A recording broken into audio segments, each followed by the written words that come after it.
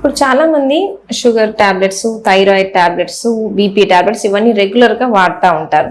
కొన్నిసార్లు నన్ను అడిగే ప్రశ్న ఏంటంటే, ఇప్పుడు నా బీపీ, థైరాయిడ్ ఇవన్నీ నార్మల్గా ఉన్నాయి కదా, నేను టాబ్లెట్స్ ఆపేయొచ్చా అని.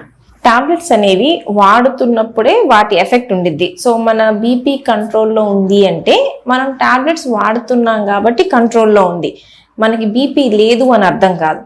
సో మరి నేను ఇట్లా ఒకసారి మొదలు పెడితే జీవితాంతం వాడాలా అంటే, మనం రెగ్యులర్గా డాక్టర్ ఫాలోఅప్లో ఉండి మంచి కంట్రోల్లో ఉంది, లేకపోతే ఉండాల్సిన దానికన్నా తక్కువ అవుతుంది అనుకోండి, మెల్లమెల్లగా డోసెస్ తగ్గించుకొని ఆపచ్చు. కానీ ఇదంతా డాక్టర్ అడ్వైస్ ప్రకారమే మనం వెళ్ళాలి. మనంతటా అది బాగుంది కదా అని చెప్పేసి మనంతటా మనం ఎప్పుడూ టాబ్లెట్స్ అనేది ఆపకూడదు.